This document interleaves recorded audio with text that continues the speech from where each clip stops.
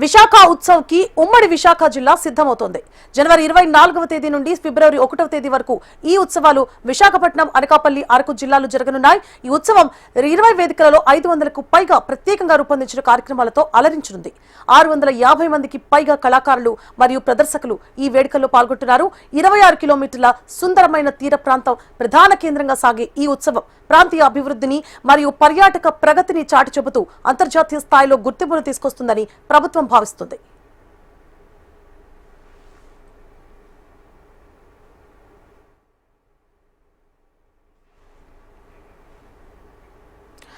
విశాఖ ఉత్సవ్ కి ఉమ్మడి విశాఖ జిల్లా సిద్ధమవుతోంది. జనవరి 24వ తేదీ నుండి ఫిబ్రవరి 1వ తేదీ వరకు ఈ ఉత్సవాలు జరగనున్నాయి. విశాఖపట్నం, అనకాపల్లి, అరకుకు సంబంధించిన ఈ ప్రాంతాల్లో ఈ ఉత్సవాలు కొనసాగే అవకాశాలు కనిపిస్తున్నాయి. అలాగే దీనికి సంబంధించి పూర్తి డీటెయిల్స్ ని మా ప్రతినిధి అనురాధ లైవ్ లో అందించడానికి సిద్ధంగా ఉన్నారు. అనురాధ.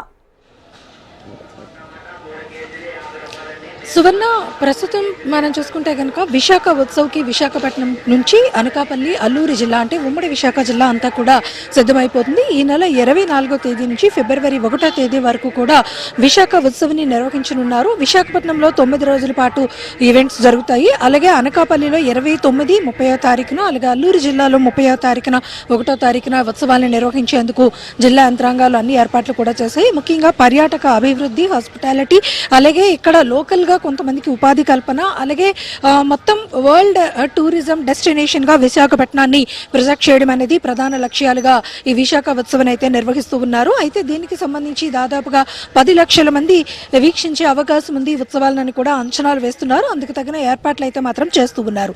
దాదాపుగా 3000 మందికి ప్రత్యక్షంగా ఉపాధి, అలాగే మరికొంతమందికి పరోక్షంగా ఉపాధి కల్పించడమే ప్రధాన లక్ష్యంగా రాష్ట్ర ప్రభుత్వం విశాఖ ఉత్సవాలను అయితే నిర్వహించింది. అయితే దీంట్లో సీ టు స్కై కాన్సెప్ట్ అయితే అమలు చేస్తున్నారు. అంటే సముద్రం నుంచి శిఖరం వరకు కూడా సీ టు స్కై కాన్సెప్ట్ వలన ఏంటనంటే అడ్వెంచర్ స్పోర్ట్స్ ని, అలాగే జల క్రీడల్ని, సముద్రానికి సంబంధించి తీర ప్రాంతంలో ఫుడ్ కోర్ట్స్ ని, ఫ్లవర్ షోస్ ని, ఇలాంటి వాటితో పాటు మరి అంటే హిల్ వ్యూస్, ముఖ్యంగా అరకు ప్రాంతంలో హిల్ వ్యూ ఉంటుంది కాబట్టి అక్కడ కాఫీ ఫెస్టివల్స్, అలాగే ఇంకేమైతే ఉన్నాయో అవన్నీ కూడా మొత్తం అరకుకు సంబంధించిన ఉత్సవాలకి సంబంధించి అక్కడ గిరిజన సంస్కృతి సాంప్రదాయాలు, వారి యొక్క ఆహారపు అలవాట్లు, అలాగే అక్కడ కాఫీ, ముఖ్యంగా వరల్డ్ ట్రేడ్ సెంటర్స్లో అరకు కాఫీకి ప్రత్యేకమైన స్థానం ఉంది కాబట్టి అరకు కాఫీ సెంటర్ని కూడా ముఖ్యంగా వరల్డ్ ట్రేడ్ సెంటర్లో దాన్ని కూడా ప్రొజెక్ట్ చేయాలనేది ఒక ప్రధాన సంకల్పం. అలాగే అనకాపల్లికి సంబంధించి ఏటికొప్పాక బొమ్మలకి ఇప్పటికే ప్రపంచ ప్రఖ్యాతిని తీసుకురావడం జరిగింది. అలాగే ఏటికొప్పాక బొమ్మలు మన సంస్కృతి సాంప్రదాయానికి ప్రతీకగా చెప్పాలన్న ఉద్దేశంతో ఏటికొప్పాక బొమ్మలు కానీ, బెల్లం మార్కెట్ని పెంచుకోవడం కానీ, అలాగే ఇక్కడ బ్రాండింగ్స్, రేవు, పోలవరం బీచ్లు కానీ, ఇతరత్ర అంశాలు ఏవైతే ఉన్నాయో వాటిలన్నింటినీ కూడా మరి ఎలివేట్ చేస్తూ ఈ ఉత్సవం అనేది నిర్వహించాలనేది ప్రధాన లక్ష్యంగా జరుపుతూ ఉన్నారు.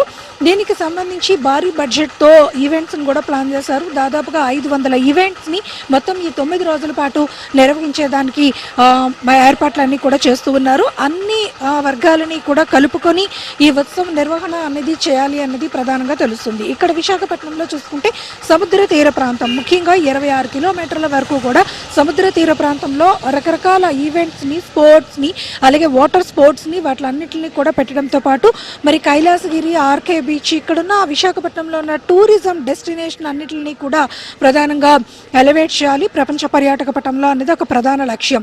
వీటిలన్నింటినీ కూడా కలుపుకొని ఒక వరల్డ్ క్లాస్ టూరిజం అనేది విశాఖపట్నం నుంచి ఇవ్వాలి అన్నది ఒక లక్ష్యంతో రాష్ట్ర ప్రభుత్వం ముందుకు వెళ్తుంది. అలాగే ఇక్కడ టూరిజం హబ్స్ని డెవలప్ చేసుకోవడంతో పాటు హాస్పిటాలిటీ కానీ, లేకపోతే టూరిజం ఆదాయం కానీ, ముఖ్యంగా ప్రభుత్వానికి కావలసిన ఇన్కమ్ సోర్సెస్ కానీ, ఆ వనరులను కానీ సమకూర్చుకునే పనిలో కూడా ప్రభుత్వం ఆలోచన చేస్తూ ఉంది. ఈ విశాఖ ఉత్సవ ద్వారా మన సంస్కృతి సాంప్రదాయాల్ని చెప్పడంతో పాటు ఇక్కడ ఆర్థిక వనరుల్ని కల్పించి, ముఖ్యంగా లోకల్ ఎంప్లాయ్మెంట్, అంటే ఇప్పుడు రకరకాల ప్రాజెక్టులు విశాఖపట్నం, ఉత్తరాంధ్రకు వస్తున్నా కూడా వాటితో పాటు ఇక్కడ ఈ టూరిజం సెక్టార్ కాబట్టి విశాఖపట్నం అంటేనే ప్రకృతి రమణీయతకు, నీలి సముద్రంకి పెట్టింది పేరు కాబట్టి వాటిలన్నింటినీ కూడా వినియోగించుకొని ఏదైతే ఉత్తరాంధ్ర వలస ప్రజలు ఉంటారో వాళ్ళని వలసలు వెళ్లకుండా అడ్డుకట్ట వేస్తూ ఇక్కడ లోకల్ ఎంప్లాయ్మెంట్ని క్రియేట్ చేయడం కోసం కూడా ఈ విశాఖ ఉత్సవ్ని ఒక వేదికగా చేసుకోవాలి. అలాగే విశాఖ బ్రాండింగ్ ఇమేజ్ అనేది మరింత పెంచుకోవాలి అన్నది ప్రధాన లక్ష్యంగా ఏదైతే మన రాష్ట్ర ప్రభుత్వం ఫోకస్ చేస్తుందో ఈ విశాఖ ఉత్సవ్ పేరుతో జరగనున్న ఈ ఉత్సవాలన్నీ కూడా ఈ నెల 24వ తేదీ నుంచి 1వ తేదీ వరకు రకరకాల ఈవెంట్స్ని ఏర్పాటు చేశారు.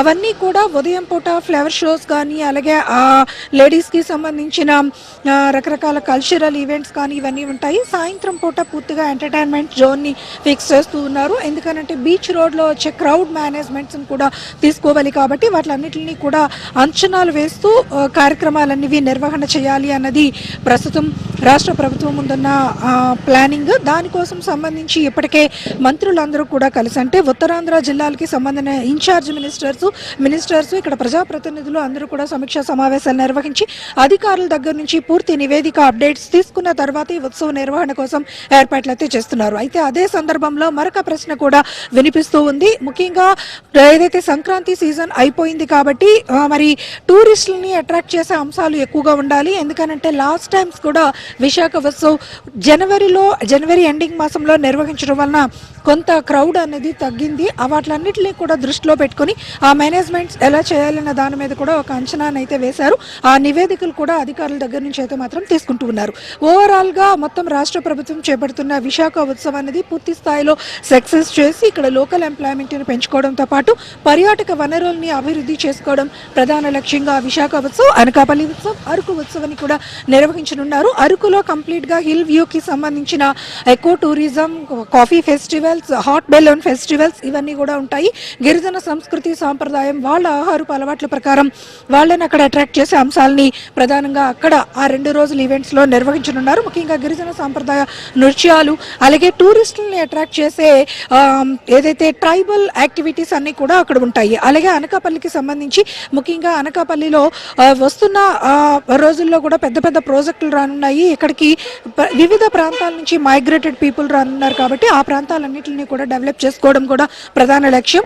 ఇందులో భాగంగా బెల్లం మార్కెట్ యార్డ్ దేశంలోనే అతిపెద్ద మార్కెట్ యార్డ్, దాన్ని డెవలప్ చేస్తూ ఆర్గానిక్ ప్రొడక్ట్స్ మీద కూడా డెవలప్ చేయాలా, ఆ విధంగా రైతులకి కొంత ఉపాధి కల్పించాలనేది. అలాగే విశాఖపట్నంలో టూరిజం, ప్రధానంగా టూరిజంని బేస్ చేసుకుని ఈ విశాఖ ఉత్సవం అనేది నిర్వహించబోతున్నారు. ఓవరాల్గా ఈ 9 రోజులు విశాఖపట్నంలో ఈ ఫెస్ట్ అనేది అతిపెద్ద బీచ్ ఫెస్టివల్గా కూడా ఒక బీచ్ ఫెస్టివల్ని నిర్వహించే ఆలోచనలో ప్రభుత్వం ఉంది. Right, thank you for the updates.